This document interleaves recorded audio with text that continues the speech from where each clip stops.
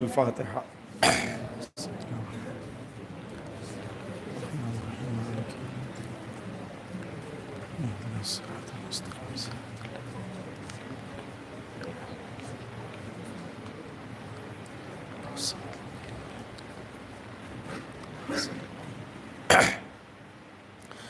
أعوذ بالله من الشيطان الرجيم. بسم الله الرحمن الرحيم. الحمد لله رب العالمين.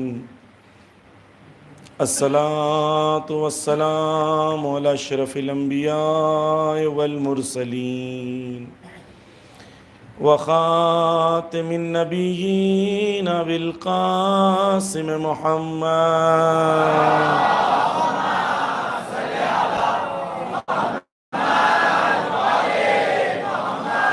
والأهل بيت الطيبين الطاهرين المظلومين المعصومين ولعن الله على أعدائهم أجمعين عليه السلام. مكان فينا باذلا مهجته وموطنا على لقاء الله نفسه فليرحل معنا. صلوات پڑھ دے محمد وآل محرم. یہ سفر، یہ مجلسیں، ان کی عظمت بہت بلند ہے. شاید ہماری مادی نگاہیں ان حقیقتوں کو نہیں پہچان سکتی جو حقیقتیں ان ایام میں، ان مجلسوں میں، ان فرش عزا پر خدا کی طرف سے لطف ہوتا ہے. توجہ کیجئے کہ آیت اللہ مرشی نجفی جو بہت بڑے ایک آیت اللہ گزرے ہیں، مراجع تقلید گزرے ہیں، جن کی زندگی بہت سختیوں کے ساتھ گزری. آیت اللہ مرشی نجفی وہ شخصیت ہیں کہ ایک زمانہ تھا جب برٹش نے اہل بیت کی لکھی ہوئی کتابیں، جو اہل بیت کے ہاتھوں سے لکھی ہوئی، مولا علی کا لکھا ہوا قرآن، یا چوتھے امام کا لکھا ہوا قرآن، یہ چوتھے امام کی یا پانچویں امام کی، یہ اماموں کی تحریر جو تھی، وہ برٹش کے پاس جب پیسہ آیا تو برٹش گورنمنٹ نے شیعوں کے درمیان، کیونکہ وہاں غربت تھی اور مشکلیں تھیں اور جنگیں تھیں، تو وہاں پر وہ گئے اور انہوں نے خریدنا شروع کر دیا. اس زمانے میں آیت اللہ مرشی نجفی ایک شخص ہیں جو شخص واحد ہیں، لیکن ان کا اقدام پوری برٹش گورنمنٹ کے مقابلے پہ اکیلے تنہا کھڑے ہو گئے. انہوں نے برٹش ایک گورنمنٹ خرید رہی ہے، ایسٹ انڈیا کمپنی خرید رہی ہے، اس کے سامنے ان کے پاس اتنا پیسہ نہیں تھا. تو انہوں نے کیا کیا؟ توجہ کیجئے کہ انہوں نے دن میں یہ روزہ رکھتے تھے، استجاری روزے جو ہوتے ہیں، دوسروں سے پیسہ لے کے دن میں روزہ رکھتے تھے، اور رات کو نمازیں پڑھتے تھے استجاری پیسہ لے کے. اور یہ پیسہ خود کے لیے استعمال نہیں کرتے تھے. یہ پورا کا پورا پیسہ کس لیے استعمال کرتے تھے؟ برٹش گورنمنٹ کے مقابلے میں اہل بیت کی لکھی ہوئی کتابوں کو خریدنے کے لیے. اور اکیلے تنہا انہوں نے، اس زمانے میں ایران کی حکومت نہیں بنی تھی، اکیلے تنہا انہوں نے دنیا میں ایک سب سے بڑی لائبریری اہل بیت کی تحریر کی ہوئی کتابوں کی خود جمع کر لی. خود جس زمانے میں زندہ تھے، ان کے والد، ان کے خود بیٹے بتا رہے تھے کہ جس محلے میں نجف میں رہتے تھے تو کبھی کبھی ان لوگوں کے پاس کھانے کے لیے کچھ نہیں ہوتا تھا.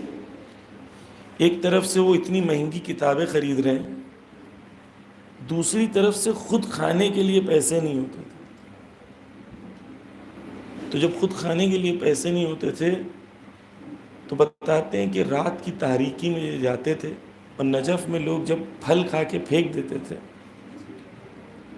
تو چھلکوں کو جمع کر کے لا کے گھر پہ دھوتے تھے. رات کی تاریکی میں پتہ نہیں چلتا تھا کون ہے. چھلکوں کو لا کے گھر پہ دھوتے تھے اور وہ چھلکوں کو کھا کے اپنا گزارا کرتے تھے. وہ آیت اللہ مرشی نجفی کہ جس نے اتنا بڑا اقدام کیا، مرجع تقلید تھے، لوگوں کے درمیان کتابیں لکھی، بہت انہوں نے خدمات کی. آیت اللہ مرشی نجفی جو تھے، جب ان کا انتقال ہوا تو انہوں نے کہا کہ جب میں مر جاؤں تو میرے جنازے کو تم لا کے کہاں رکھنا، لائبریری میں نہیں، کہا میرے جنازے کو لا کے فرش عزا پر رکھنا اور ممبر کے نیچے رکھ کے ایک مجلس کرانا، امام حسین پر گریہ کرانا، شاید یہ وسیلہ بنے جس کی وجہ سے مجھے نجات مل جائے. تو وہی چیز جو ہمیں بہت سادی سی لگتی ہے،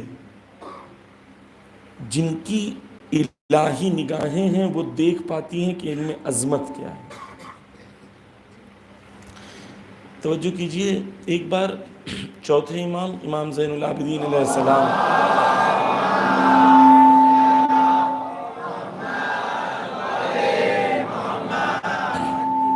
مسجد نبوی میں موجود تھے اور جابر بن عبداللہ انصاری مسجد میں آتے ہیں.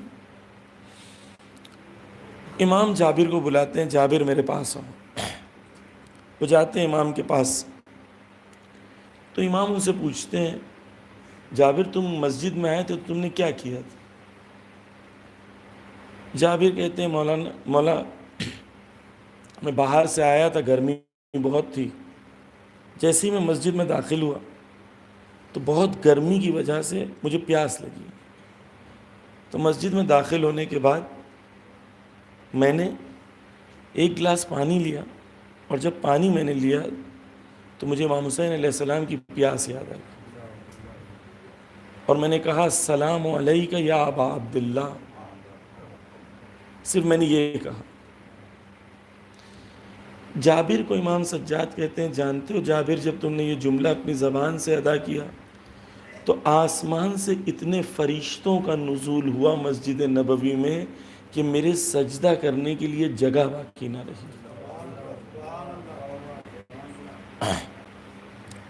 بس یہ ذکر وہ ذکر ہیں جو سبب ہیں فرشتوں کے نزول کے. ہم جہاں بیٹھے ہیں ہمیں نہیں پتا کتنے فرشتے بیٹھے ہوں کیونکہ ہماری نگاہیں نہیں دیکھ پاتی. علامہ طباطبائی روز عاشور ایک دن قبرستان میں بیٹھے ہوئے تھے. ایک شاگرد ان کا ان کے پاس آیا تو جب شاگرد ان کے پاس آیا رو رہے تھے تو کہا علامہ آپ ادھر ہیں؟ کہا ہاں. پھر کیا ہوا؟ توجہ کیجئے کہ علامہ نے ان کو کہا کہ روز عاشور ہے، تم نہیں جانتے ہو؟ روز عاشور وہ دن ہے جو صرف ہم انسان نہیں روتے، کائنات کا ذرہ ذرہ حسین ابن علی پر روتا ہے. کیونکہ ہم نہیں دیکھ پاتے نا تو ہمیں وہ دنیا کی حقیقتیں نہیں سمجھ میں آتی ہیں. بس عزیزان گرامی، یہ ذکر کو عادت اور روٹین سمجھ کے نہ کریں، یہ ذکر کی عظمت سمجھ کے ادا کریں. یہ ذکر بہت عظیم ہے اور جس کو جو کچھ ملا ہے وہ صرف اہل بیت کی اس فرش عزا پر ملا. توجہ کیجئے کہ امام خمینی نے ایران میں انقلاب لایا. 50 سے زیادہ دنیا میں مسلم کنٹریز ہیں، کہیں پہ بھی انقلاب آ سکتا تھا، کہیں نہیں آیا، کہیں پر انقلاب نہیں آیا. آیا ایران میں.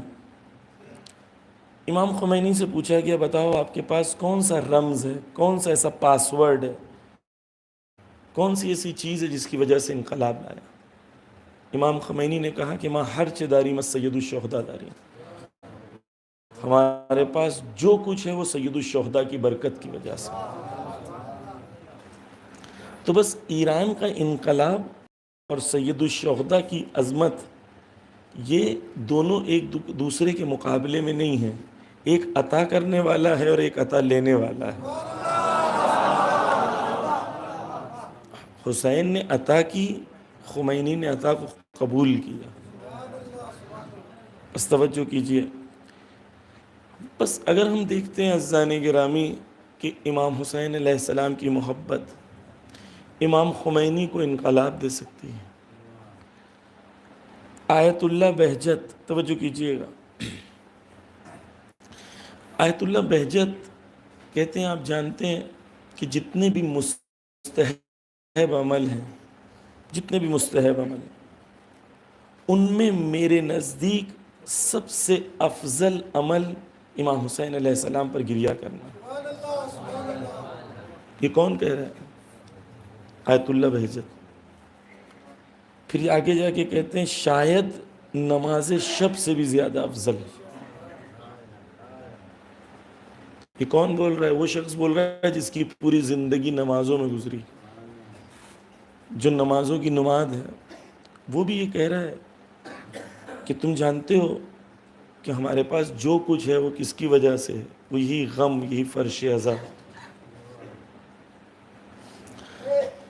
عزیزان گرامی، سوال یہ ہے کہ اس فرش عزا سے ان لوگوں نے امام خمینی بنا دیا، آیت اللہ بہجت بنا دیا، علامہ طباطبائی بنا دیا، شہید محسن حججی بنا دیا، شہید قاسم سلیمانی بنا دیا۔ اسی فرش عزا پر ہم بھی ہیں، ہم کہاں تک پہنچ پائے؟ کہاں تک پہنچ پائے؟ یہی مصائب وہ بھی سنتے ہیں، یہ مصائب ہم بھی سنتے ہیں۔ یہی محبت ان کے دل میں بھی ہے، وہی محبت میرے دل میں۔ یہی اشک وہ بھی بہاتے ہیں، یہی اشک ہم بھی بہاتے ہیں۔ لیکن ایسا کیوں ہے کہ وہ لوگ ان کمالات کی منزل تک پہنچ گئے؟ ایک صلوات پڑھ دیں محمد و آل محمد۔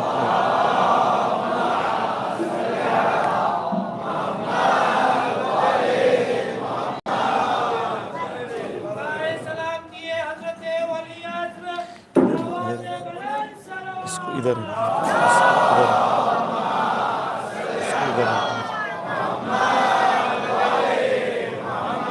اس میں پرابلم نہیں ہے، دور ہے مائک، دور ہے۔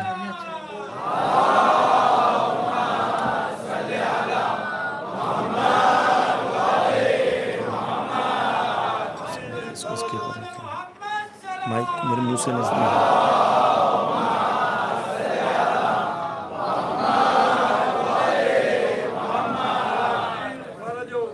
اوپر رکھ دیں اور میرے یا ادھر رکھ دیں، میرے منہ کے نزدیک رکھیں، مائک کو میرے منہ کے نزدیک رکھیں۔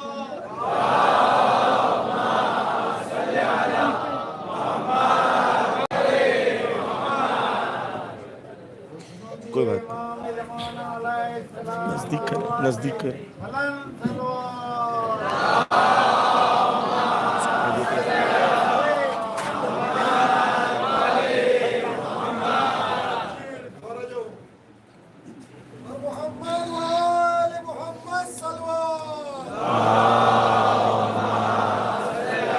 سے نزدیک رکھیں ہاں۔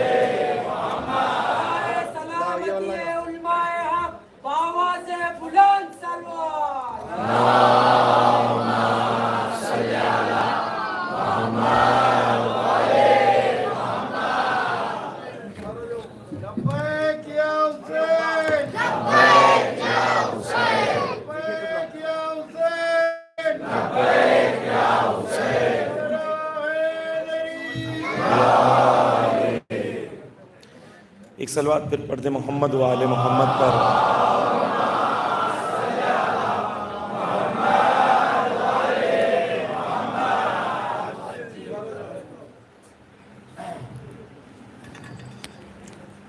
خوب عزیزان گرامی، بنیادی سوال یہ، اب توجہ کیجئے میری طرف، بنیادی سوال یہ ہے کہ وہ لوگ اسی فرش عزا سے وہ کمالات حاصل کرتے ہیں اور ہم اسی فرش عزا سے ان کمالات تک کیوں نہیں پہنچ پاتے؟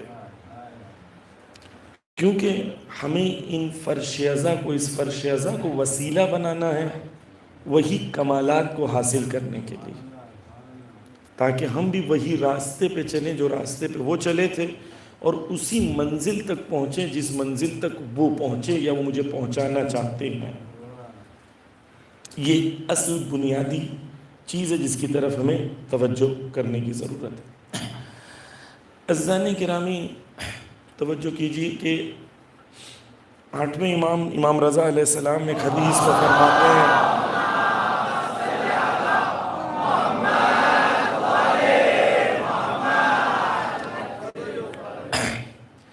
حدیث میں فرماتے ہیں، ان سرک ان یکون لک من ثواب مثل ما لمن استشہد مع الحسین فقل متى ما ذکرتہ یا لیتنی کنت معکم فافوز فوزا عظیما۔ توجہ کیجیے گا، یہ حدیث میں آپ کے سامنے اس لیے پڑھ رہا ہوں اور جرأت کر رہا ہوں یہ مفاہیم کو بیان کرنے کے لیے کیونکہ قول امام ہے۔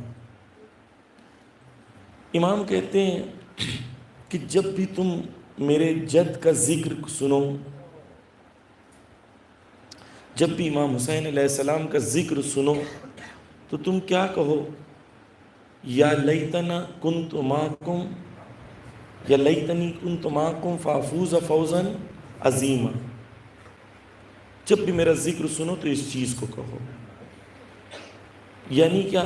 یعنی یہ کہو کہ اے کاش میں بھی میدان کربلا میں ہوتا، اور جس طریقے سے شہدائے کربلا نے اپنی جان دی تھی اور یہ فیض عظیم کو حاصل کیا تھا، خدایا میں بھی چاہتا ہوں کہ میں بھی وہی فیض کو حاصل کروں، اور میں تیار ہوں اپنی جان کو خدا کی راہ میں، امام حسین کی راہ میں دینے کو تیار ہوں۔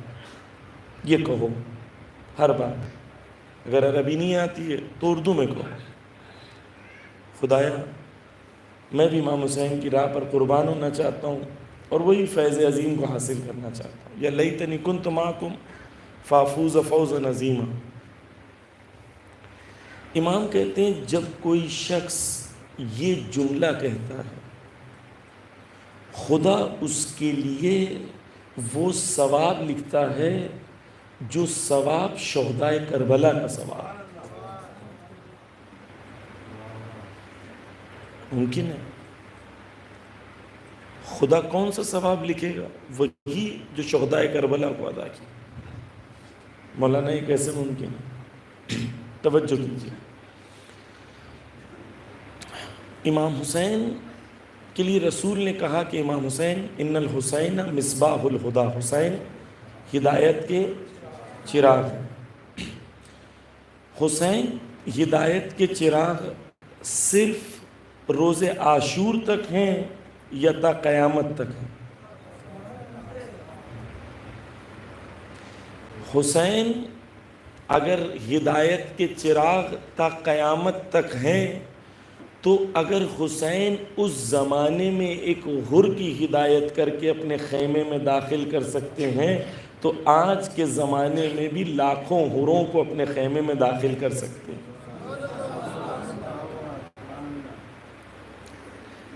امام حسین علیہ السلام نے حر کو بلایا تھا، حر آ گئے، جڑ گئے، خیمے میں آ گئے، سپاہی بن گئے۔ امام حسین نے مجھے اور آپ کو بھی بلایا ہے۔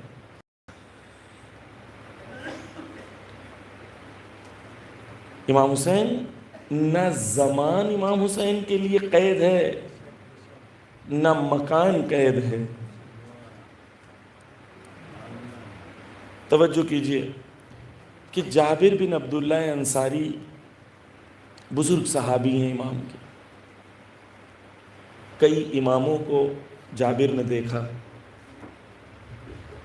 جب امام حسین علیہ السلام شہید ہو گئے تھے تو یزید یہ چاہتا تھا کہ امام حسین علیہ السلام کا ذکر بھلا دیا جائے اور لوگ بھول جائیں کہ امام حسین تھے، شہید ہوئے، کیونکہ ممبر اس کے ہاتھ میں تھا۔ اس زمانے کا میڈیا کیا تھا؟ ممبر، پورا میڈیا اس کے ہاتھ میں تھا۔ اسے لگ رہا تھا اپنے پاور تھا، گورنمنٹ تھی، ملٹری تھی، پولیس تھی، میڈیا تھا، سب اس کے ہاتھ میں تھا۔ اور یزید نے چاہا کہ امام حسین کے ذکر کو بھلا دیا جائے، حتیٰ لوگوں کے لیے واضح نہ ہو کہ امام حسین علیہ السلام کی قبر کہاں ہے، امام حسین شہید ہوئے، قبر کہاں ہے، نشان کہاں ہے، سب مٹا دینا چاہتا۔ ایسے زمانے میں جابر پہلے صحابی ہیں امام کے جنہوں نے باب زیارت کو کھولا، پہلے زائر امام حسین علیہ السلام کے کون ہیں؟ جابر۔ کس زمانے میں زیارت کی؟ اس زمانے میں نہیں جہاں پر آپ کو حلبیکم لوگ کہہ کے دعوت دے رہے ہیں، آؤ میں کھانا دوں گا، پانی دوں گا، نہیں، اس زمانے میں زیارت کر رہے ہیں جہاں ممکن ہے زیارت کی وجہ سے قتل کر دیا جائے۔ توجہ کیجیے، جابر یہاں پر عطیہ کو کہتے ہیں، جو ان کے دوست اور صحابی بھی ہیں۔ عطیہ تم جانتے ہو کہ ہمیں روز قیامت وہی ثواب ملے گا جو شہدائے کربلا کو ثواب ملا ہے۔ عطیہ کہتے ہیں کیسے ممکن ہے؟ نہ ہم نے تلواریں کھائیں، نہ ہم نے خون بہایا، ہمیں کیسے وہ ثواب مل سکتا ہے جو شہدائے کربلا کا ثواب ہے؟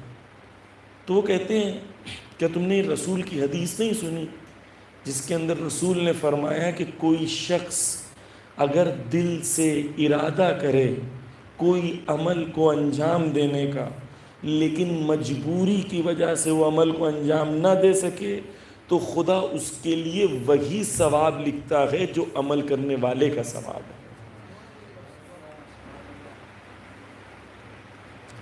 بس جابر کیا کہہ رہے ہیں؟ خدا ہمیں وہی ثواب دے گا۔ کیوں؟ کیونکہ دل میں وہی تمنا تھی خود کو حسین پر قربان کر دینے کی، لیکن پہنچ نہیں سکے۔ اگر میں جب زبان سے کہہ رہا ہوں یا لیتنی کنت معکم، اے کاش میں بھی آپ کے ساتھ ہوتا، تو میں زبان سے کہہ رہا ہوں یا واقعی میرا دل بھی تیار ہے کہ حسین آپ کے ساتھ ہوتا تو اپنی جان دے دیتا؟ اگر میرا دل اتنا تیار ہے کہ میرے دل میں بھی وہی تمنا ہے جو سعید و حبیب میں تھی، مسلم میں تھی۔ سعید میں، مسلم میں، حبیب میں جو تمنا تھی، زہیر میں جو تمنا تھی، جو ولایت ان کے دل میں تھی، جو قربان اور ایثاری کا جذبہ ان کے دل میں تھا، اگر میں کہوں یا لیتنی کنت معکم اور وہی جذبے کو میرے دل میں ایجاد کر لوں، تو حسین کہیں گے میرے چاہنے والے، زمان اور مکان شرط نہیں ہے، تو وہیں پر رہ کے وہی جذبے کو ایجاد کر، میں تیرے لیے خیمے کے دروازوں کو کھول دوں گا۔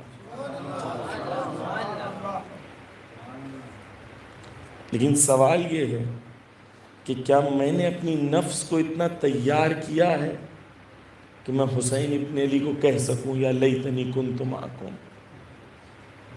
کیا وہ زنجیریں جو زنجیروں نے لوگوں کو روک دیا تھا امام حسین علیہ السلام تک پہنچنے کے لیے، کیا وہ زنجیروں نے میرے پیروں میں بھی زنجیریں نہیں باندھی؟ کیا وہی محبتیں جو لوگوں کو حسین ابن علی تک نہیں پہنچنے دیتی تھیں، کیا وہی محبتیں مجھے وقت کے امام تک پہنچنے سے نہیں روک رہی؟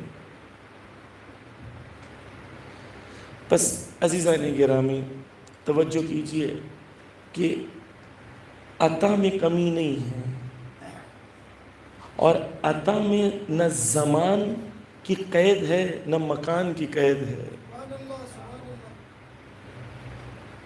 کمی کہاں پر ہے؟ اس ظرف میں ہے جو عطا کو حاصل کرے گا۔ مثال دوں آپ کے لیے واضح کرنے، بارش ہوتی ہے، جب بارش ہوتی ہے تو آپ توجہ کیجئے کہ بارش سے بوندیں فراوان ہوتی ہیں، پورے منطقے میں، پورے علاقے میں بارش ہوتی ہے۔ یہ بارش اللہ کی طرف سے رحمت ہے، اس میں ہر انسان اتنا پانی جمع کر سکتا ہے جتنا وہ ظرف لے جائے پانی جمع کرنے کے لیے۔ کسی نے ایک گلاس لے گیا تو ایک گلاس پانی بھر لے گا، کسی نے ایک بالٹی لے گیا تو بالٹی بھر لے گا، کسی نے دیگ لے گیا تو دیگ بھر لے گا۔ کوئی اتنا بڑا گڑھا کر لے کہ وہ ایک پونڈ کی طرح پانی جمع کر لے، تو وہ انسان کے اوپر ہے کہ انسان کتنا اپنے ظرف کو بلند کرے۔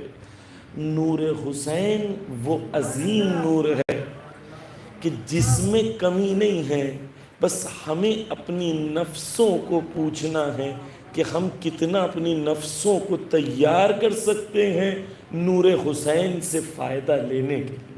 اے ہماری دستگاہ کربلا کربلا اے ہماری دستگاہ کربلا کربلا اے ہماری دستگاہ کربلا کربلا ہر ایک حر کی رہنما کربلا کربلا حسین جس کا بادشاہ کربلا کربلا ہر ایک حر کی رہنما کربلا کربلا محمد وال محمد سلوات اللہم صلی علی محمد وآل محمد۔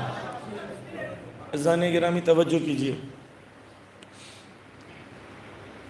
کہ آیت اللہ بہجت کہتے ہیں کہ لوگ کیوں زیارت امام حسین علیہ السلام نہیں پڑھتے۔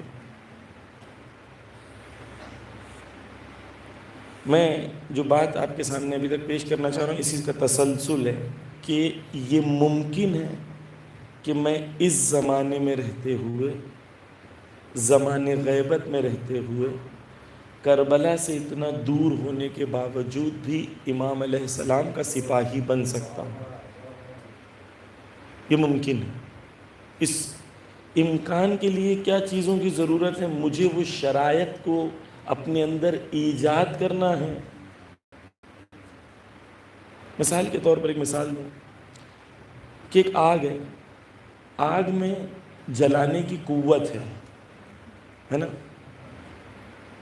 آگ میں جلانے کی قوت ہے۔ مثال کے طور پر یہ آگ عشق حسین ہے، اس میں بڑی قوت و قدرت ہے جلانے کی۔ لیکن اگر ایک لکڑی ہو جو بہت گیلی ہو، لکڑی بہت گیلی ہو اور وہ اسی آگ میں ڈال دی جائے تو آگ تو ہے جلانے کے لیے، لکڑی میں وہ ظرفیت نہیں ہے کہ جل جائے۔ ہمیں ان گناہوں کو جو ہمارے لیے اڑچن بن رہے ہیں خود کو حسین پر قربان کرنے کے لیے پہلے اسے دور کرنا ہوگا، تب حسین ابن علی تک پہنچ پائیں گے۔ وہاں کمی نہیں ہے، یہاں کمی ہے۔ عزیزان گرامی، امام حسین علیہ السلام کی محبت کو اپنے دلوں میں ایجاد کریں، ہر ایک کے لیے، میرے لیے، آپ کے لیے، سب کے لیے۔ میں مولانا ہوں تو ضروری ہے میرے دل میں زیادہ ہو؟ نہیں، ایک انسان بیچارہ غریب ہے، بہت کم علم رکھتا ہے، لیکن اس کے دل میں ممکن ہے مجھ سے بہت زیادہ امام حسین علیہ السلام کی محبت۔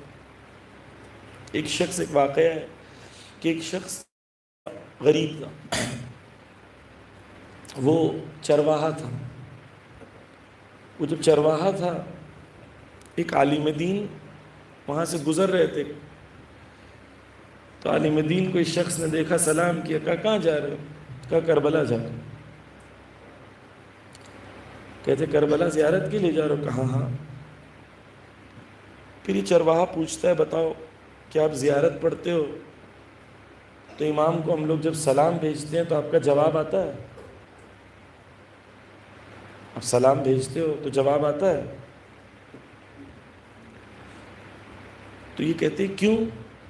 تو وہ کہتا ہے میں تو زیارت کے لیے وہاں تک نہیں جاتا ہوں، یہیں سے میں سلام بھیجتا ہوں، مجھے ہر بار جواب آتا ہے۔ چرواہا ہے، فقہ و رسول کی کتاب نہیں پڑھی اس نے، لیکن اس کا دل حسین سے جڑا ہوا ہے۔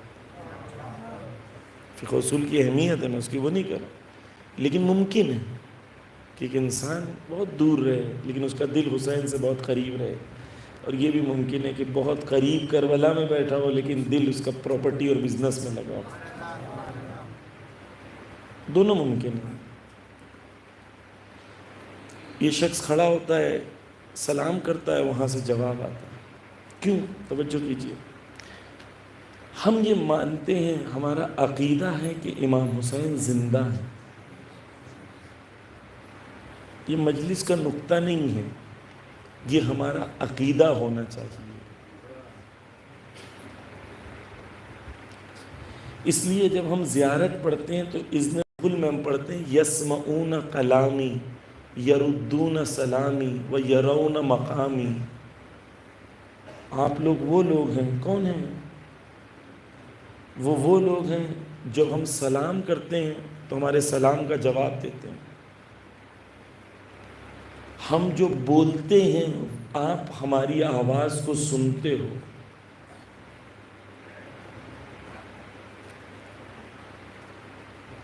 اور جب میں آپ کو سلام بھیجتا ہوں تو میرے نفس کی حالت اور میرے مقام کو آپ دیکھتے ہو.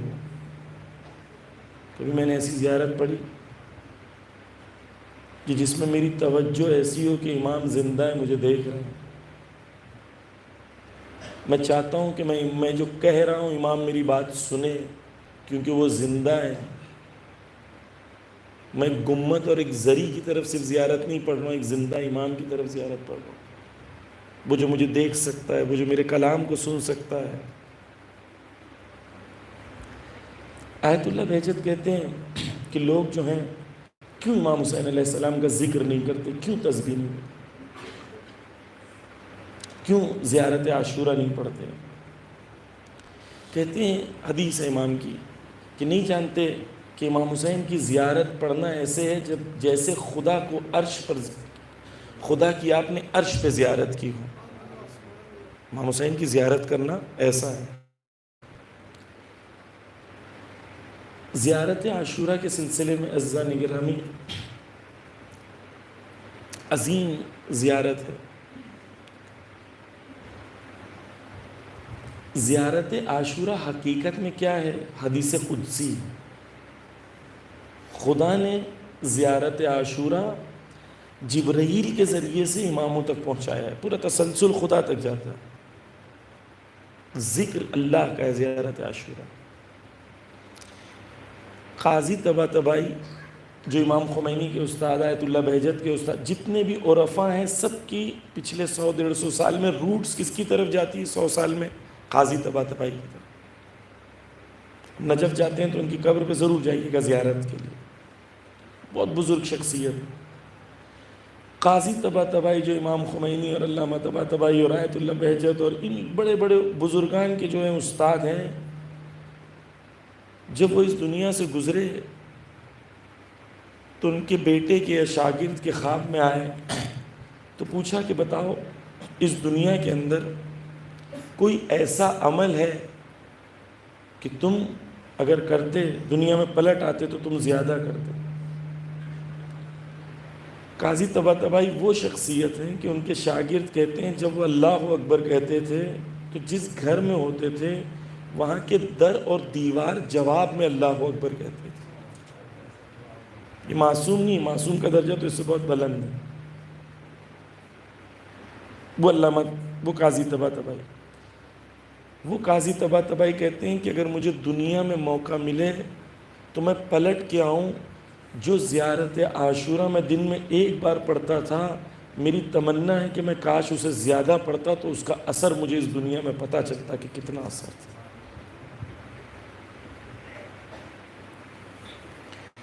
زیارت عاشورہ وہ ذکر ہے جس کی طرف پڑھیں. لیکن عزیزان گرامی کلن تمام مستحب عمل میں کوشش کریں حب سے پڑھیں، محبت سے پڑھیں، عادت سے نہ پڑھیں. اگر آج دل کم کر رہا ہے پڑھنے کا تو کم پڑھیں، لیکن توجہ کے ساتھ، دل کے ساتھ. ضروری نہیں کوانٹٹی زیادہ ہو، لیکن دل جوڑنا چاہیے مستحب عمل کے اندر. آیت اللہ بہجت کہتے ہیں کہ روایت ہمارے وہاں ہے جس میں روایت میں یہ ہے کہ جو شخص امام حسین علیہ السلام کی زیارت کرتا ہے، زیارت پڑھتا ہے، روز قیامت کیا ہوگا؟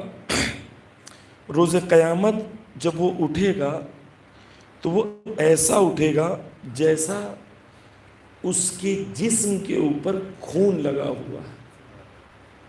کس کا خون؟ کس کا خون؟ شہدائے کربلا اور امام حسین علیہ السلام کا. یعنی ایسا ہے جیسے کہ اس نے کربلا کے میدان میں امام حسین علیہ السلام کے ساتھ جنگ کی ہے اور شہدائے کربلا کا خون اڑ کے اسے اس کے بدن پر لگا.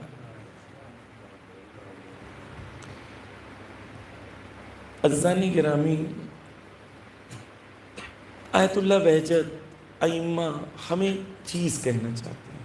وہ کیا ہے کہ تم جہاں رہتے ہو اگر تم نے اپنے آپ کو ویسا تیار کیا جیسا ہم چاہتے ہیں تو تم آج بھی وہی شہدائے کربلا کی راہ پہ چلتے ہوئے آج بھی تم خیمے حسینی تک پہنچ سکتے ہو. آج بھی خیمے حسینی تک پہنچ سکتے ہو. حسینیت زندہ آباد، حسینیت زندہ آباد، یزیدیت مردہ آباد، یزیدیت مردہ آباد. محمد وآل محمد صلوات. اللہم صلی علی محمد و آل. بس عزیزانی گرامی توجہ کیجئے. آج انشاءاللہ زیادہ نہیں پڑھوں گا، کل سے انشاءاللہ مفصل آپ کے سامنے خدمت میں رہوں گا. ہمیں کربلا والوں کو جب ہم دیکھتے ہیں تو ہمیں سمجھ میں آتا ہے کہ صرف 2 کیٹیگری کے لوگ تھے، چاہنے والے اور دشمن، جبکہ حقیقت ایسی نہیں ہے. کربلا میں کئی کیٹیگریز تھیں. ایک کیٹیگری وہ تھی جنہوں نے امام کی نصرت کر سکے. جو لوگ امام کی نصرت، امام کی مدد، امام کی ہمراہی، امام کی راہ میں قربانی، امام کے خیمے تک پہنچ سکے، یہ ایک کیٹیگری ہے. یہ فوز عظیم کی کیٹیگری ہے کہ امام کے ناصر و مددگار. اب جب ہم انہیں امام حسین، اہل بیت اور ان کو الگ کر دیں، اب بہت ساری کیٹیگری بچ جاتی ہے. ایک کیٹیگری ان کے دشمن کی تھی جو ظالمین تھے، بنی امیہ ہیں اور دیگر ظالمین، خدا کی لعنت ان پر. یہ ایک کیٹیگری ہے، یہ دشمنوں کی. اب اس کے علاوہ بہت ساری کیٹیگری ایسی ہے جن میں سے کچھ لوگ امام حسین علیہ السلام سے محبت کا دعویٰ کرتے تھے لیکن نصرت نہیں کر پائے.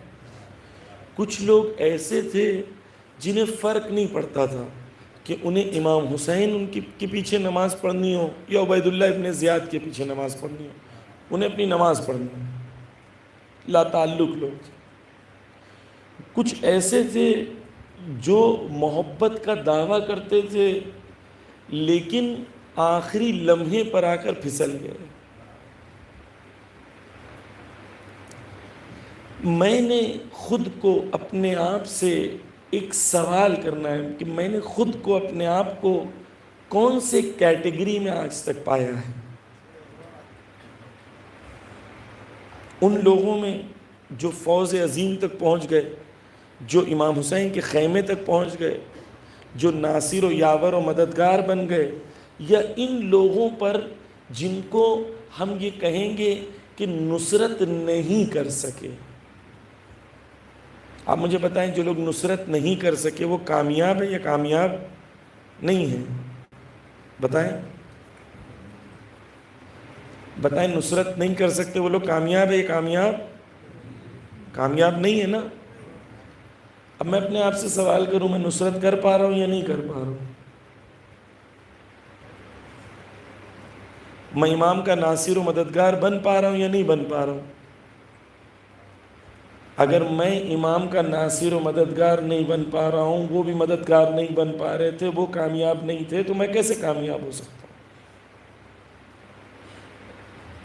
ہمیں کس کیٹیگری میں پہنچنا ہے؟ ہمیں اس کیٹیگری میں پہنچنا ہے جو امام کے ناصر و مددگار تھے۔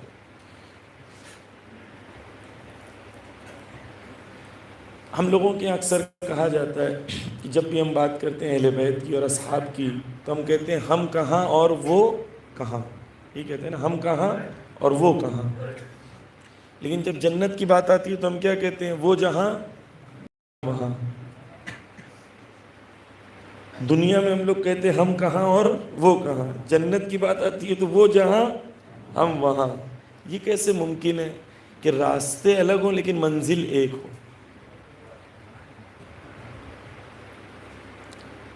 عزیزان گرامی، اہل بیت پر بہت بڑا ظلم یہ ہے کہ ہم اہل بیت کے لیے یہ کہیں کہ یہ لوگ اتنے زیادہ اچھے ہیں کہ ہم ان سے ہدایت نہیں پا سکتے۔ یہ ظلم ہے اہل بیت، کیونکہ وہ مصباح الہدی ہیں۔ مقصد کیا ہے؟ چراغ ہدایت، چراغ ہدایت ہے۔ ہم نے کہا نہیں، ہمیں ہدایت نہیں لینی ہے ان سے۔ ایک بات یہ ہے کہ ہم ان کے درجے پہ پہنچ سکتے ہیں، نعوذ باللہ کبھی نہیں پہنچ سکتے۔ خود امام کہتے ہیں ہم ان کے درجے پہ کبھی بھی نہیں۔ ہم کیا، آیت اللہ خامنہ کہتے ہیں، آیت اللہ خامنہ کہتے ہیں لوگ مجھے اہل بیت سے ملانا چاہتے ہیں، اشتباہ کرتے ہیں۔ ان کے پیروں کی نکلی ہوئی خاک جہاں سے وہ گزرتے ہیں، وہ خاک وہ ذرات کے برابر بھی میں اپنے آپ کو نہیں سمجھتا۔ جس زمین پر وہ چلتے ہیں وہ خاک و ذرات کے برابر بھی میں اپنے آپ کو نہیں سمجھتا۔ حقیقت بھی یہی ہے۔ ہماری اوقات کہاں ان کے، یہ تو ان کا کرم ہے کہ وہ اپنے کرم سے ہمیں غلطیوں کے باوجود بھی ہمیں اور بنا کے اپنے پاس بلا لیں۔ یہ ان کا کرم ہے، ہم اس لائق نہیں ہیں۔ عزیزان گرامی، لیکن توجہ کریں کہ ہم زمان غیبت میں ایک امام ہمارا منتظر ہے۔ وہ امام ہمیں بلاتا رہے، ہم اندیکھا کرتے رہیں، وہی دنیا میں مشغول رہیں، اور وہی امام ہماری وجہ سے تنہا رہے، اور ہم امام کے یاور و ناصر و مددگار نہیں بن سکے، تو کربلا سے سیکھا کیا ہم نے؟ کربلا سے ہم نے کیا سیکھا؟ عزیزان گرامی، بس کربلا میں کئی کیٹیگریز تھیں۔ میں انشاءاللہ زندگی رہی تو کچھ چیزوں کو آپ کے سامنے پیش کروں گا، صرف مقدمتاً بیان کر رہا ہوں آپ کے سامنے چیزوں کو۔ جب ہم صلوات شعبانیہ پڑھتے ہیں تو صلوات شعبانیہ میں صلوات کی بنیاد کے اوپر وہ صلوات، کئی صلوات ہیں اس میں، اس کے اندر اماموں نے ہمیں سکھایا کہ دیکھو ہمارے ساتھ کون ہوں گے اور ہمارے ساتھ کون نہیں ہوں گے۔ ایک صلوات پڑھتے محمد و آل محمد پر۔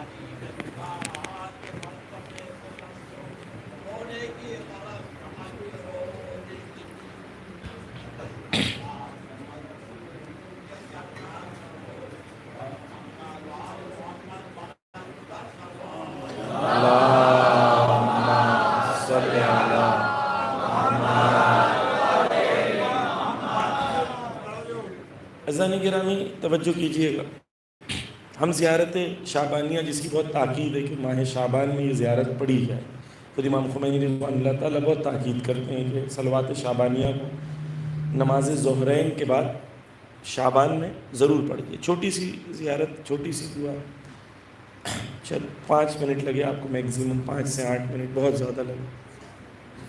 اس میں ہم کہتے ہیں اللہم صلی علی محمد و آل محمد، پھر اس کے بعد کہتے ہیں الفلک الجاریہ فی اللجج الغامرہ، کہتے ہیں اہل بیت وہ کشتی ہے جو سخت ترین طوفان بھی آ جائیں تو سخت ترین طوفان میں بالکل ثابت پانی پر چلتی رہتی ہے، پانی کتنا تیز ہو۔ عزیزان گرامی، میں یقین سے کہہ سکتا ہوں جتنے مومنین یہاں بیٹھے ہیں کہ جب بھی آپ نے اپنی زندگی میں مشکل کو پایا ہوگا، آپ نے حسین کو یاد کیا ہوگا، فاطمہ زہرا کو یاد کیا ہوگا، اور اس سخت ترین حالات میں یہی محبت نے آپ کو نجات دی ہوگی. اس میں مجھے شک نہیں ہے. آپ خود اپنی زندگی کا مطالعہ کریں، آپ کو خود آپ کے سامنے واضح ہو جائے. یہ وہ کشتی ہیں جو جتنے حالات سخت ہو جائیں، یہ کشتی نجات ہمیشہ رہے گی. سخت حالات میں یہ کشتی، سخت حالات میں دشمن کے سامنے جھک جانا کشتی نہیں ہے، اہل بیت کی راہ پر باقی رہنا کشتی. توجہ کیجئے. پھر اس کے بعد امام کہتے ہیں یامن من رکبہا، امام کہتے ہیں وہ بچ گیا کون؟ جو اس کشتی پر سوار ہو گیا. وہ بچ گیا جو اس کشتی پر سوار ہو گیا. یغرق من ترکہا، اور وہ ڈوب گیا جو اس کشتی پر سوار نہیں.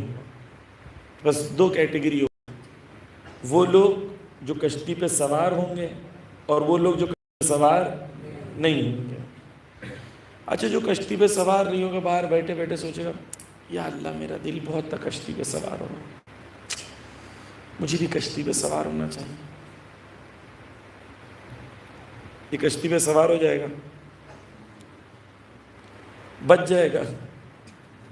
یہ تمنا بہت امپورٹنٹ ہے، لیکن یہ تمنا کو ارادے میں تبدیل کرنا بہت ضروری ہے. توجہ کیجئے. پھر امام کہتے ہیں المتقدم لهم مارق والمتاخر عنهم زاہق. توجہ کیجئے. امام کہتے ہیں وہ کیٹیگری جو متقدم ہے، جو آگے بڑھ گئی امام سے اور اہل بیت سے، وہ ڈوب جائے گی. اور جو متاخر ہے، جو پیچھے رہ جائے، وہ بھی ڈوب جائے گی، وہ بھی زاہق ہو جائے گی، نابود ہو جائے گی. بس اگر کچھ لوگ اہل بیت نے جو لائنز بنائی ہیں اس کے آگے نکل گئے، اہل بیت کہتے ہیں یہ بھی ڈوب جائے گی. اہل بیت کے ساتھ نہیں ہو سکے، یہ بھی ڈوب جائیں گے. واضح کر دو.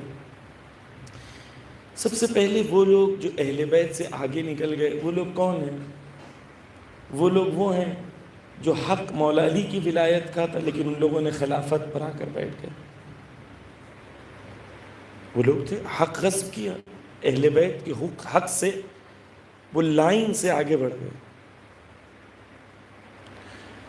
وہ لوگ جو تاریخ میں تھے اہل بیت کا ساتھ دے سکتے تھے لیکن ساتھ نہیں دیا. کس کیٹیگری پہ، کس بنیاد پہ؟ اس بنیاد پہ کہ انہیں یہ لگتا تھا کہ اہل بیت جو سوچ رہے ہیں ٹھیک ہے، امام ہیں، امام علی ہیں، اور امام علی علیہ السلام بہت بہادر ہیں، بہت شجاع ہیں، بہت لڑائی کی، انہوں نے بہت دین کے لیے قربانی دی، مولا علی نے ان کی بہت فضیلتیں بیان کی، لیکن میں بھی تو جنگ میں تھا، میری بھی تو کوئی ویلیو ہے، میری بھی فکر ہے، میں بھی امپورٹنٹ ہوں. یعنی وہ لوگ یہ سمجھتے ہیں کہ وہ علی ہیں لیکن میں بھی تو کچھ ہوں. یعنی اپنے آپ کو علی علیہ السلام سے اور اہل بیت سے آگے لے کے جانے کی کوشش کرتے ہیں. توجہ کیجیے گا عزیزان گرامی. میں مجلسوں میں طنز نہیں کرتا کسی کو، وہ مجھے پسند نہیں ہے طنز کرنا، چاہے وہ ہمارے مومن بھائی ہوں یا غیر ہوں. حق بیان کرنا ہے لیکن کسی کو طنز اور طعنہ نہیں کرنا ہے، کیونکہ مجلس میں واہ واہ ہوتی ہے، میں ڈر ابھی واہ واہ ہوگی، اس کے لیے میں پہلے سے ہی آپ لوگوں کو کہہ رہا ہوں کہ آپ لوگ بالکل ریلیکس رہ کے سنتے رہیں انشاءاللہ. توجہ کیجئے. وہی کیٹیگری جو اس زمانے میں مولا علی کے لیے تھی یا ائمہ کے لیے تھی، آج زمانے غیبت میں مرجع تقلید اور ولی فقی کے لیے بھی یہی لائن ہے. وہ لوگ جو یہ خط، جو یہ لائن یہ بناتے ہیں، ان سے اگر آگے بڑھ جائیں گے تو وہ وہی لوگ ہیں جو آگے بڑھنے کی وجہ سے غرق ہو جائیں گے. میں انشاءاللہ مفصل اس کو وقت تیزی سے جا رہا ہے، مفصل میں بعد میں بیان کروں گا. تو بس ایک کیٹیگری ان کی ہے کہ وہ لوگ جو لوگ ہمیشہ لائنز کے آگے چلنا چاہتے ہیں. انہیں وہ امام چاہیے جو ان کی فکر کے مطابق سب چیزوں کو اوکے بولتے رہے. انہیں وہ مرجع تقلید چاہیے جو تمام ان کی بنائی ہوئی رسموں کو اوکے بولتا رہے. ایسا نہیں کرنا. توجہ کی آپ سنتے رہیں انشاءاللہ، سنتے رہیں آپ آرام سے انشاءاللہ. مجھے ڈر لگنے لگتا ہے کیونکہ جب ہم لوگ یہ کرتے ہیں تو مجھے ڈر لگتا ہے کہ ہم لوگ کسی کی طرف اشارہ کر رہے ہیں. ہم سب اپنے لیے سنیں، کسی اور کے لیے نہیں سنیں. میں اپنے لیے پڑھوں، آپ اپنے لیے سنیں، ٹھیک ہے نا. کسی اور کی طرف اشارے کی طرف ضرورت نہیں ہے. ہم خود اپنی نفسوں کی طرف توجہ کریں. ہماری مشکلوں میں سے مشکل یہ ہے کہ ہم مجلسوں کا ہمارے اوپر اثر کیوں نہیں ہوتا. اس لیے کیونکہ مجلسوں میں جب بھی کوئی برائی کی بات ہوتی ہے تو میں بازو میں دیکھتا ہوں.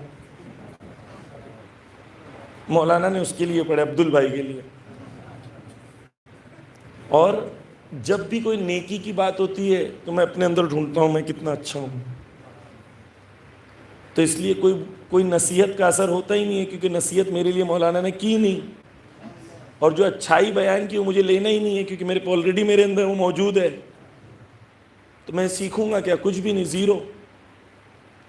شیطان کے حربوں میں سے ہے کہ میں مجلس میں اپنے لیے نہیں سنوں، کسی اور کے لیے سنوں، کسی اور کو سنانے کے لیے، کسی اور کو بتانے کے لیے.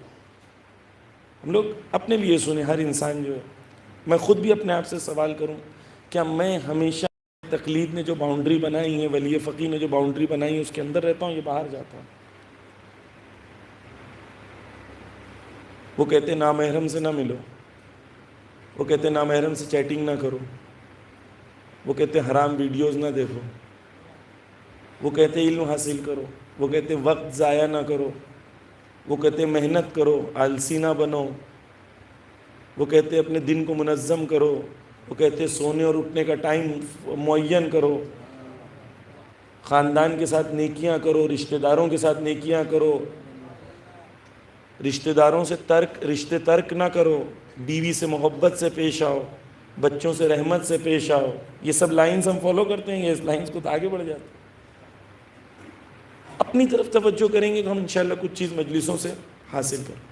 بس ایک چیز، مارق وہ لوگ ہیں، مارقین وہ لوگ ہیں جو لوگ باؤنڈریز سے آگے نکل گئے.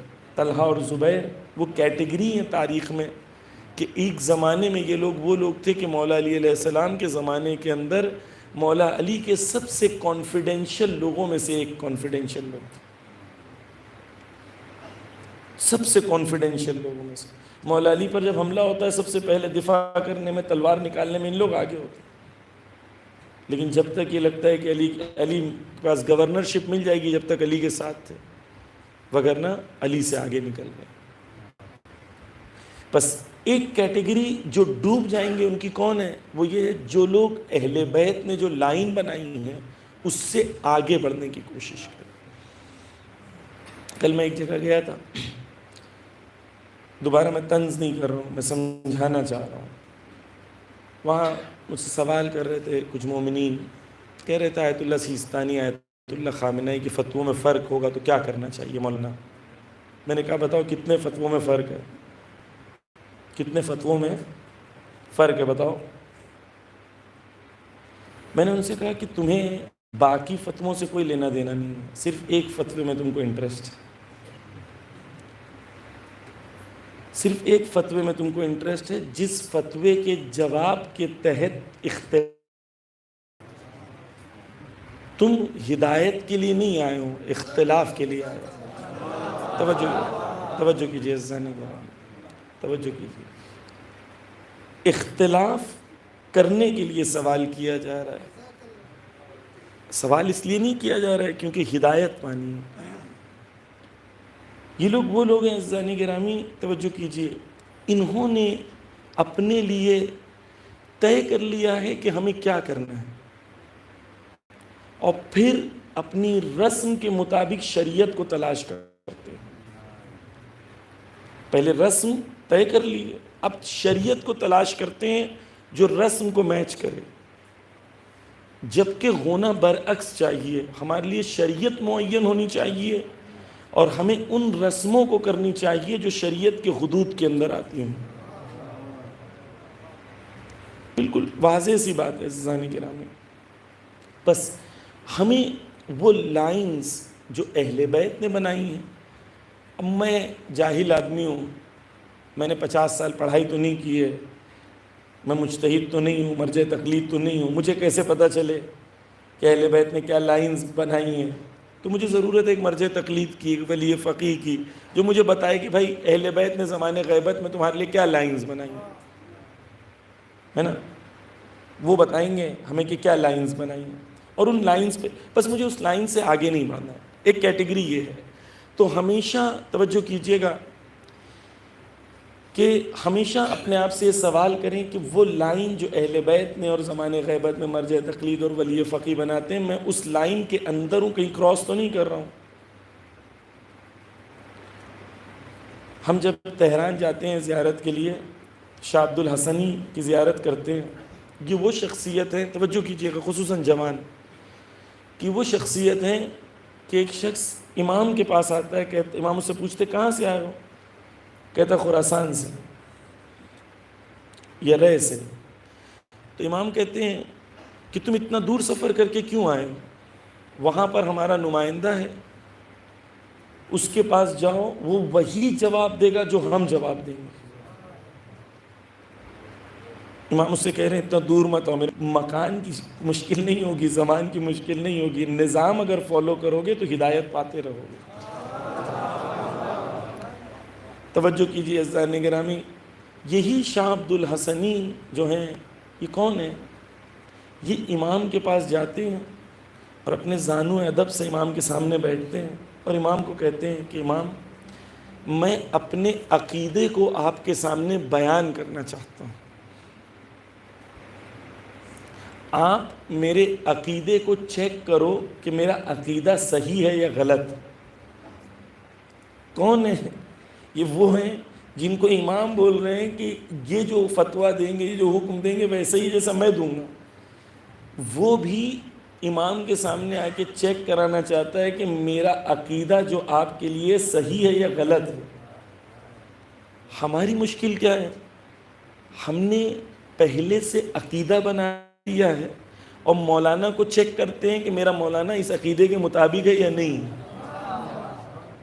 مولانا مجلس پڑھتے رہتے ہیں، میں ایک باکس بنا کے اس مولانا کو ڈالتا رہتا ہوں، یہ میرا والا ہے، یہ بات پڑھا تو میرا والا ہے، یہ بات نہیں پڑھا تو میرا والا نہیں ہے، پھر اس کے بعد یہ بات پڑھ دی شاید میرا والا ہے۔ بیچارہ وہ مجلس 5 مجلس ختم ہوتے ہوتے ڈیسائیڈ ہی کرتا رہتا ہے مولانا میرا والا۔ تمہیں مولانا کس کا والا ڈیسائیڈ نہیں کرنا ہے، تمہیں یہ ڈیسائیڈ کرنا ہے کہ تم اہل بیت والے ہو یا نہیں ہو۔ توجہ کیجیے عزیزان گرامی، بس ہماری مشکل کیا ہے کہ ہم نے پہلے سے سب ڈیسائیڈ کر لیا ہے۔ اگر ہم نے سب پہلے سے ہی ڈیسائیڈ کر لیا ہے، ایک میں چیز یاد آ گئی آپ کو بیان کرتا ہوں، ایک صلوات پڑھ دیں محمد و آل محمد۔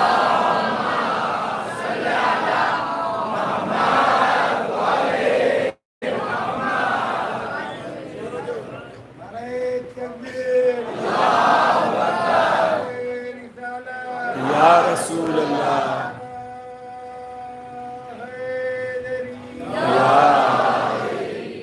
یہ مجھے کسی نے سنایا تھا، سنا دیتا ہوں۔ ایک مولانا ایک جگہ مجلس پڑھنے گئے، تو مولانا نے کہا، سب پبلک سے پوچھا، جو مومنین بیٹھے تھے ان سے پوچھا، تم اللہ کو جانتے ہو؟ سب نے کہا ہاں۔ پھر پوچھا تم رسول کو جانتے ہو؟ سب نے کہا ہاں۔ کہا امام علی کو جانتے ہو؟ کہا ہاں۔ کہا بی بی فاطمہ کو جانتے ہو؟ پبلک نے کہا ہاں۔ ایسے سب اماموں کا انہوں نے نام لیا، آخری امام تک پہنچے، کہا سب کو جانتے ہو؟ کہا ہاں۔ تو مولانا نے بولے جب سب کو جانتے ہو تو سب کو حصے بانٹ دو، سب کو ایک حصہ دے دو، میرے کو 2 حصہ دے دو، چلو گھر پہ جاتے ہیں۔ جب سب کو اور سب کچھ جانتے ہو تو ادھر آئے کیوں ہو؟ ہم اگر سب کچھ جان کے اگر ہمیں سمجھ میں آتا ہے، ہمیں سب آتا ہے، تو مجلس میں ہم الگ ایٹیٹیوڈ سے بیٹھیں گے اور اگر ہمیں لگتا ہے مجلس میں ہم سیکھنے آئے ہیں تو ہم الگ ایٹیٹیوڈ سے بیٹھیں. بس پہلی کیٹیگری جو لوگ نہیں کشتی میں سوار ہوں گے وہ کون ہیں؟ وہ جو آگے نکل جائیں گے اور ہمیشہ ڈرتے رہیں، خدا سے توبہ طلب کرتے رہیں. اب کبھی اپنے آپ کو میں مولانا ہوں کبھی مجھے یہ نہیں لگے، کیونکہ یہی چیز میری لوگ کلپ دیکھتے ہیں اور مجھے یہ کہتے ہیں اور مجھے وہ کہتے ہیں. اور آپ لوگ بھی کوشش کریں ہم جیسے چھوٹے طالب علم کو سر پہ نہ چڑھائیں. پھگا ہم لوگ بن جاتے ہیں، پھگا ہوتا ہے نا غبارہ، ایسے اندر سے خالی ہوتے ہیں اوپر سے بڑھ. چھوٹے سے طالب علم میں چھوٹے سے طالب علم رہنے کا توجہ کیجئے. وہ لوگ جو لائن سے آگے بڑھ جائیں، ایسی ہونے لگتا ہے نا. میں سٹارٹ میں مجھے لگتا ہے میری مجلسیں اچھی ہیں، لوگ پسند کر رہے ہیں، واہ واہ کر رہے ہیں. مولانا آپ کی طرح تو مجلس کوئی پڑھتا ہی نہیں، واہ واہ واہ واہ واہ، ارے آپ کرنے لگ. پھر مجھے لگنے لگتا ہے کہ یار میری بھی کوئی ویلیو ہے، میری بھی کوئی ویلیو ہے. ٹھیک ہے آیت اللہ خامنہ ہی بولتے ہوں گے، آیت اللہ سیستانی بولتے ہوں گے، ان کی ویو ہے، یہ میری ویو ہے. کیسے ہوتا ہے؟ ایسے ہی ہوتا ہے، آہستہ آہستہ آہستہ. ہمیشہ اپنے آپ سے سوال کرتے رہیں کہ میں لائن کے اندر ہوں یا لائن کے باہر ہوں. ہمیشہ ہر انسان میرے لیے الگ، خود شیطان نے چالیں بنائی ہیں، فتنے بنائے ہیں، آپ کے لیے الگ ہیں. ہم سب کو ہمیشہ خبردار رہنا چاہیے. دوسری کیٹیگری ان کی ہے، امام کہتے ہیں وہ لوگ جو لوگ پیچھے رہ گئے. مولانا ہم کیسے عمل کریں، وہ تو ایسے تھے ہم تو ایسے ہیں. خوب توجہ کیجئے. آیت اللہ بہجت سے کسی نے پوچھا کہ میں ایک جوان ہوں، میں کیا کروں؟ کہا 2 چیز کروں. 2 چیز کیا؟ واجبات کو عمل کرو، حرام سے پرہیز کرو. واجبات پر عمل کرو، حرام سے پرہیز کرو. آیت اللہ بہجت نے کہا نماز اول وقت پر پڑھو، توجہ سے پڑھو. توجہ کیجئے. کہتے ہیں آیت اللہ بہجت کہتے ہیں کہ اگر کوئی جوان نماز پڑھے، اول وقت پڑھے، توجہ کے ساتھ نماز پڑھے اور اپنے اندر روحانی ترقی نہیں پائے، وہ میرے منہ پہ آ کے تھوک سکتا ہے. چیلنج. آیت اللہ خامنہ جوانوں سے کیا چاہتے ہیں؟ میں مفصل پڑھوں گا اس کے اوپر. ایک تو یہ کہ دین بہت ڈیفیکلٹ ہے. دین بہت ڈیفیکلٹ ہے. کس نے کہا دین ڈیفیکلٹ ہے؟ دین ڈیفیکلٹ نہیں ہے. ہمارے روایتیں ہیں کہ دین کو خدا نے، رسول کے دین کو سب سے آسان بنا کے دیا. پرانے زمانے میں جو چیزیں واجبات تھیں اس کو مستحب قرار دے دیا. جو دیگر انبیاء کے ٹائم پہ سختیاں تھیں اس کو آسان کر دیا. اس سے زیادہ آسان کیا ہو سکتا ہے کہ ایک آنسو بہاؤ اور جنت چلے جاؤ. لیکن بے شرط ہے وہ شروط ہے، شرط ہے اس کے اندر، لیکن آسان ہے.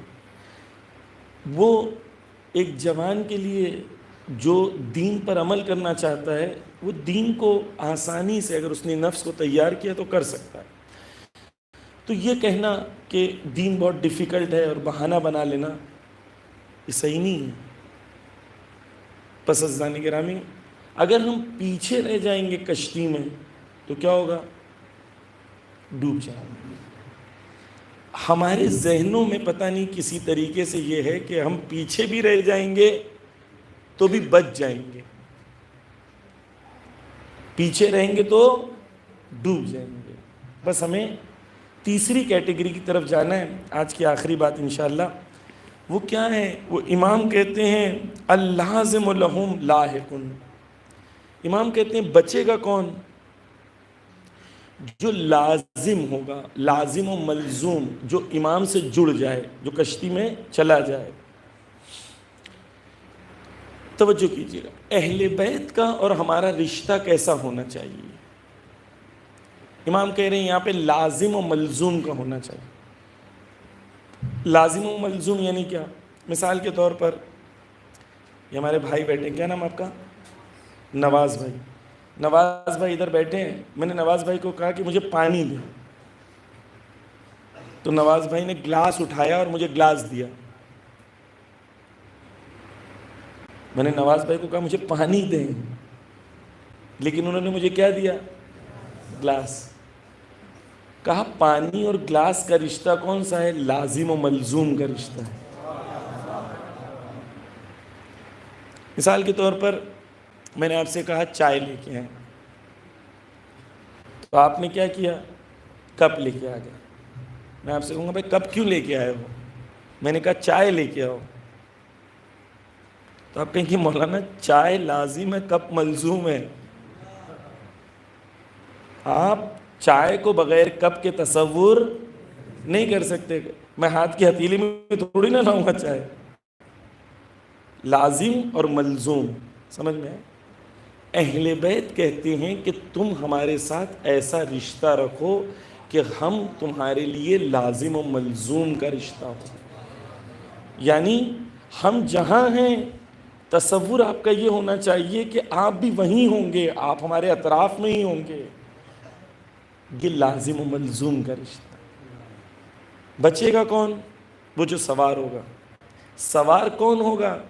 جو چاہے گا کہ میرے اور اہل بیت کے لیے رشتہ کون سا ہو؟ لازم و ملزوم کا رشتہ. اچھا ایک اور چیز، آخری چیز اسی سے ربط دیتے ہوئے، لاسٹ پوائنٹ اسی سے ریلیٹڈ، نیا پوائنٹ نہیں ہے. آپ جنر میں رہتے ہیں. جنر میں ایک کشتی بنائی گئی، ایک ٹرین بنائی گئی مثال کے طور پر. اور وہ ٹرین جو ہے وہ کہتے ہیں کہ آدھے گھنٹے میں آپ کو بامبے پہنچا دیں گے. آدھے گھنٹے میں بامبے پہنچا دیں گے. بلیٹ ٹرین ہے. وہ جو خواب دکھائے تھے ابھی تک دکھی نہیں ہے کسی کو. اب بلیٹ ٹرین سمجھ لیں. آدھے گھنٹے میں آپ پھینک نہیں ہے تو لمبا پھینکے نا. کیوں بولے کہ 2 گھنٹے میں پہنچیں گے؟ آدھا گھنٹہ بولے 10 منٹ بولے، پھینک نہیں ہے نا. کمپٹیشن ہمارا پھینکنے میں بھی اس سے ہے جو سب سے فاسٹ پھینکتا ہے، تو ہمیں اس سے بھی فاسٹ پھینکنا پڑے گا. توجہ کیجیے عزیزان گرامی. ایک ٹرین اگر ایسی بنی ہے جو آپ کو آدھے گھنٹے میں بامبے پہنچا دے، اور آپ کو بامبے جانا ہے آپ کے لیے امپورٹنٹ ہے. اچھا ٹرین مولانا اچھی ٹرین ہے، آدھے گھنٹے میں پہنچا دیتی ہے، تو میں تو بامبے میں جاب بھی کر سکتا ہوں. جاؤں گا آدھے گھنٹے میں واپس بھی آ جاؤں گا رات کو. ماشاءاللہ بہت اچھی بات. اچھا کتنی بڑی ٹرین ہے؟ کہا وہ ٹرین میں اتنی سیٹس ہے کہ وہ سیٹس ختم نہیں ہوتی. جتنے لوگ آ جائیں وہ سیٹس ختم نہیں ہوتی. اور پیسہ کتنا ہے؟ کہیں یہ کریم ابن کریم کی ٹرین ہے، یہاں پیسہ نہیں لگتا، یہاں پر فری ہے. اب مجھے پتہ چلا کہ بھائی ایسی ٹرین ہے. میں گیا وہ ٹرین، مجھے پتہ چل گیا کون سے اسٹیشن پر ہے. میں گیا وہ ٹرین کو دیکھا، اور ٹرین کو دیکھا تو مجھے لگا یار کتنی اچھی ٹرین ہے کہ مجھے روز آدھا گھنٹہ، اتنی فضیلت اس ٹرین کی ہے. میں گیا اس ٹرین کو چوما اور گھر پہ واپس آ گیا. میں نے ٹرین کو چوما اور گھر پہ واپس آ گیا. اگلے دن صبح پھر سے گیا، پھر میں نے ٹرین کو چوما، پھر گھر پہ واپس آ گیا. اسی طریقے سے میں 1 مہینے تک روز ٹرین کو چومتا رہا اور گھر پہ واپس آ گیا. اب مجھے بتائیں کتنی بار میں بمبئی پہنچوں گا؟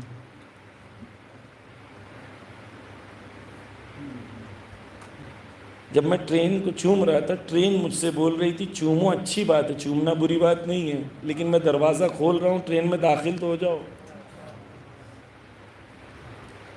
میں ٹرین میں داخل ہونے میں انٹرسٹڈ نہیں تھا. کیوں؟ پوچھے کیوں؟ کیونکہ ٹرین میں جانے کے لیے شرط یہ ہے کہ میں جنر کو چھوڑوں اور ٹرین میں تیار سوار ہو جاؤں. ٹرین میں سوار ہونے کے لیے دنیا کو چھوڑوں گا تب اس دنیا میں جاؤں گا. اس دنیا کو چھوڑ کے اس دنیا میں جانا ہے نا. میری ساری مشکل یہ ہے کہ دنیا میں بھی رغبت اتنی ہے کہ میں چاہتا ہوں میرا ایک پیر دنیا میں رہے اور ایک پیر ٹرین میں رہے، ایک پیر ادھر اور ایک پیر ادھر۔ تو جب میرا ایک پیر ادھر ہے اور ایک پیر ادھر ہے تو میں کہاں پہنچوں گا؟ عزیزان گرامی، اہل بیت وہ کشتی ہیں جس کشتی پر نجات کے لیے سوار ہونا ضروری ہے، وہ ٹرین ہے جس پر سوار ہوں گے تب نجات ملے گی۔ اور اہل بیت کے لیے سب سے زیادہ عظیم کیا بات ہے؟ وہ یہ چاہتے ہیں کہ ہم حر کی طرح ٹرین میں سوار ہوں۔ حر گنہگار تھے لیکن پھر بھی حسین نے گلے سے لگا دیا۔ حسین نے معاف نہیں کیا عزیزان گرامی حر کو۔ اگر حسین نے حر کو معاف کیا ہوتا تو ہم کہتے معاف کر دیا، گنہگار تھے۔ کہا نہیں، حر کون ہے؟ کہا حر میرے مہمان ہیں۔ حر کو گلے سے لگا لیا۔ عزیزان گرامی، پس ہمیں اپنے آپ کو اس رتبے پہ پہنچانا ہے، اپنے آپ کو اس جگہ پہنچانا ہے کہ ہم اپنی نفسوں کو تیار کر سکیں کہ زمان غیبت میں جو کشتی نجات ہے اس میں ہم سوار ہو سکیں، اور اپنے آپ کو دھوکہ نہ دیں کہ اگر ہم سوار نہ بھی ہوں تو بھی ہم کامیاب ہو جائیں گے۔ اہل بیت کہہ رہے ہیں بچے گا وہ جو سوار ہوگا۔ ہمیں سوار ہونا ہے، تب ہمیں کامیابی ملے گی، تب ہمیں نجات ملے گی۔ عزیزان گرامی، پس عزیزان گرامی توجہ کیجئے کہ ایام وہ ایام ہیں جس ایام میں اہل بیت پہ سختیاں بہت بڑی گزری۔ بس آج ایک منظر آپ کے سامنے پیش کر دوں کہ جب امام حسین علیہ السلام روز عاشور گھوڑے پہ سنبھلنا چاہ رہے تھے تو ایک ظالم نے پتھر پھینکا، سر مبارک پر پتھر لگا۔ جب سر مبارک سے خون جاری ہوا، حسین گھوڑے پہ سنبھل نہ پائے۔ حسین گھوڑے سے زمین پر جب آئے تو فوج سمٹی، جس کے پاس جو تھا وہ حسین کی طرف پھینکنے لگے، تیر و تلوار و بھالے و پتھر۔ ارباب ایسا حسین اس عالم میں زمین پر ہے، ابھی بھی لوگوں کو خطر ہے کہ علی کا بیٹا ہے، کہیں جاگ جائے گا تو کیا ہوگا۔ لیکن ارباب ایسا شمر ملعون کہتا ہے کہ اگر جاننا چاہتے ہو کہ حسین زندہ ہے یا نہیں تو آؤ خیموں میں حملہ کر دیتے ہیں۔ کہتا آؤ خیموں میں حملہ کر دیتے ہیں۔ ارے میرا حسین ایڑیوں اور گھٹنوں کے بل چلنے لگا، کہا جب تک میں زندہ ہوں کوئی خیموں پہ حملہ نہ کرے۔ ارے غیرت حسین پر ہمارا لاکھوں سلام۔ ارے لیکن سید سجاد کے بارے میں بھی تو سوچو۔ ارے یہ وہ امام ہے جس کی امامت کا آغاز روز عاشور ہے، پہلی شام شام غریبہ ہے۔ پہلا حکم یہ ہے کہ بی بی زینب پوچھتی ہے بتاؤ جل کے مر جائیں یا باہر آئے؟ ارے امام کا پہلا حکم ہے ارے پھوپھی اماں چادر جائے تو چلی جائے، ارے جان کا بچانا واجب ہے۔ ارے یہ وہ امام ہے جس نے پہلی شام کو چادر چھنتے ہوئے دیکھا، ارے اس زینب کا جس نے سایہ نہ دیکھا تھا۔ ارباب عزا بس یہ چیز سن لے کہ زینب کبریٰ وہ ذات ہے ارے جب مدینہ سے نکل رہی تھی، ارے راوی کہتا ہے جیسے ہی خیمے سے باہر آئی تو عباس نے آواز دی، ارے حد نظر جہاں تک ہے وہاں تک دور چلے جاؤ۔ ارے عباس کو قبول نہیں، عباس کا سر ہے اور کوفہ و شام کی منزلیں ہیں۔ عجب نہیں زینب آواز دیتی ہو، ارے میرے بھیا کہاں ہو، آؤ مدد کو آؤ میرے بھیا۔